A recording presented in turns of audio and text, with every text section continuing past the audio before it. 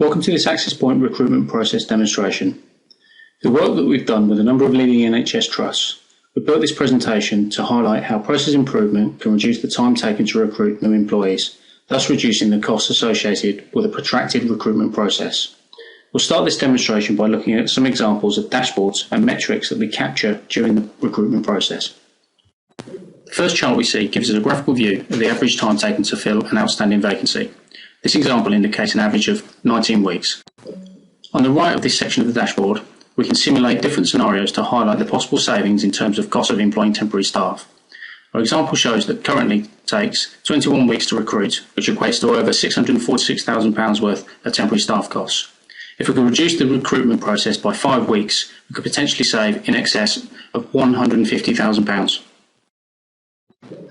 In the pay band analysis section of the dashboard, we have the breakdown of outstanding vacancies displayed in the pie chart on the left, and the further breakdown of minimum, maximum and average salaries for each pay band and potential weekly costs of employing temporary staff to cover each of those vacancies displayed in the table on the right. Here we have a chart which highlights the average time taken to complete each step of the recruitment process. The bar represents the average over the last 7 days versus the line which represents the average to date. The second chart in this section shows the comparison of headcount to outstanding vacancies per department. This next table shows all the outstanding vacancies currently in the system. On the right of the table is a progress bar which indicates how far each vacancy has progressed throughout the process. Our final section shows how we can highlight trends in the process. This chart shows applicants that were shortlisted versus non-shortlisted, broken down by ethnic origin.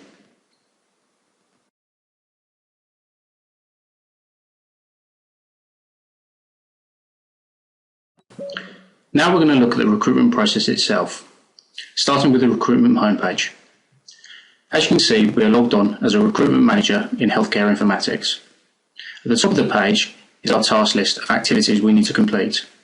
At the bottom are all the active vacancies for this particular department.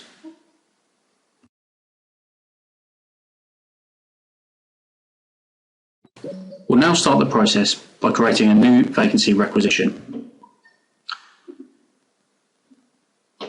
On the new vacancy requisition form, we fill in all the information required to create that vacancy, such as job title, department, pay band, etc.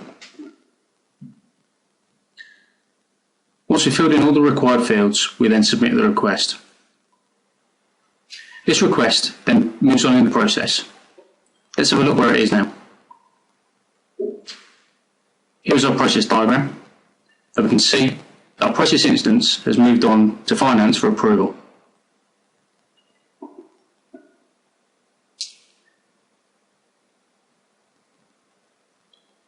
As you can see, we're now logged in as the finance manager. Here are the list of our tasks and our outstanding task for our new vacancy requisition. If we choose to reject the task, we must give a rejection reason, but in this instance, we'll approve it. The task has moved on to HR. Slightly different from the finance manager, HR have a view of all active vacancies, as well as the active vacancy that we need to approve. Once approved, the vacancy then moves on in the process again. Here we can see that it's moved back to the recruitment manager for them to enter information about the advertisement.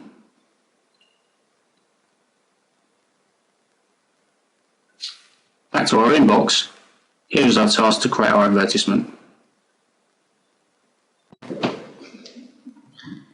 We now need to enter all the information regarding the application for the advertisement on NHS jobs. Included in this information is the maximum number of applicants that can apply.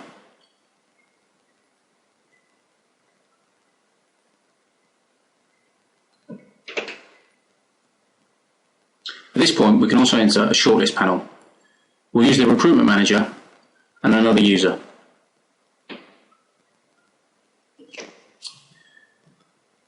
Here we've also entered an interview panel.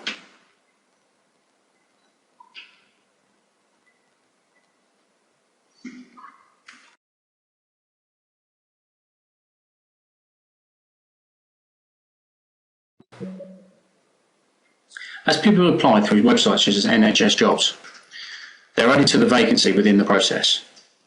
You can see here that we've now got 1 applicant with a maximum of 3. As no one applies, that's increased to 2 until we reach the maximum of applicants for this particular vacancy. Each of those applicants are then put on a shortlist. As you remember that we set up the recruitment manager as one of our shortlist panel. So our recruitment manager now has 3 applicants for them to check and shortlist. The information on the shortlist about each applicant is derived from NHS Jobs.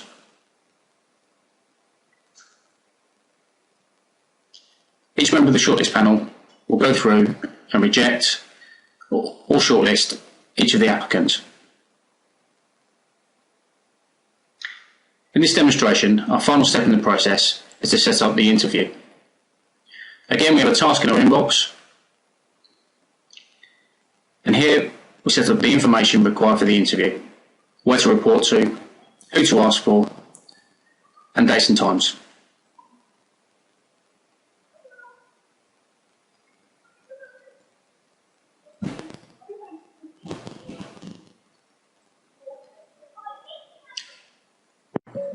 Thank you for taking the time to watch this short demonstration.